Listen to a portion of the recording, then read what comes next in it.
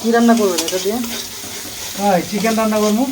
কী কী দিচ্ছেন, কী কী দিলেন? এটি দিলাম আপনার আদা, রসুন আর পেঁয়াজ, আর ডালচিনি দিয়েছি, এলাচ দিই।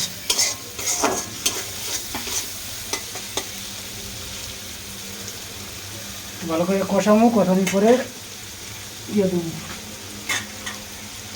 12টা বাজে দিলাম। দেখেন পেঁয়াজটা একটু বাদামি বর্ণ রং হয়েছে। এবার কি দিচ্ছেন? ধনিয়া গুঁড়া, ধনিয়া গুঁড়া,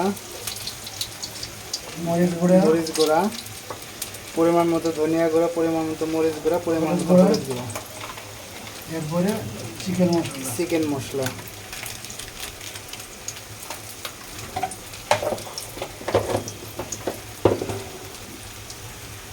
এটাকে একটু কষাবো পানি দিয়ে, একটু হালকা একটু পানি দিল।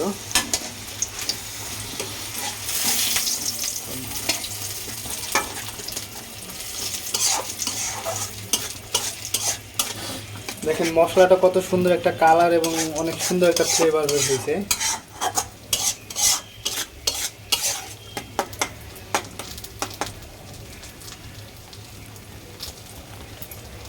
কষা।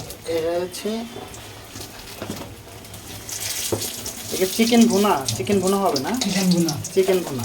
হালকা একটু জিরা গুঁড়া দিব, হালকা জিরা গুঁড়া দিয়ে দিল ফ্লেভারটা ঠিক করার জন্য। দেখেন এটার সাথে মানে সুন্দর আলু বানাইছে, কি সাইজে সুন্দর সুন্দর আলুগুলো আগে ভেজে নিছে, ভেজে নিয়ে রেখে দিছে, তারপরে মশলাটা ভুনাচ্ছে। চিকেনগুলো কি ম্যারিনেট করা? ম্যারিনেট করা। ম্যারিনেট করা না, এটা দেখেন চিকেনগুলো আগে থেকে ম্যারিনেট করে ভেজে রাখছে, এখন শুধু ছেড়ে দিবে। দেখেন চিকেনগুলো আগেই ভেজে রাখছে, ম্যারিনেট করার পরে ভাজা ভাজা ভাজা করে রাখছে, এখন মশলাটা ভুনাচ্ছে। মশলাটা ভুনা হলে ছেড়ে দিবে। দেখেন মশলাগুলো দেওয়ার পরে, আলুগুলো দেওয়ার পরে প্রায় 4-5 মিনিট পরে এটা মানে ঢাকনাটা ওঠানো হলো এবং এখন মেবি একটু পানি দিবে, পানি দিয়ে আবার ঢেকে দিবে। 10-15 মিনিট ঢেকে দিলে মাংসটা পুরোপুরি সিদ্ধ হবে এবং প্লাস আলুগুলোও সিদ্ধ হয়ে যাবে এবং রান্না কমপ্লিট হয়ে যাবে। কালারটা জোশ একটা কালার আসে, আসলে এটা না দেখলে, সরাসরি না দেখলে বোঝানো যাবে না।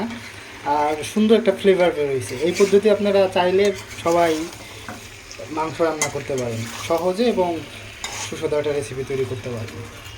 এটা হচ্ছে কি চিকেন ভুনা।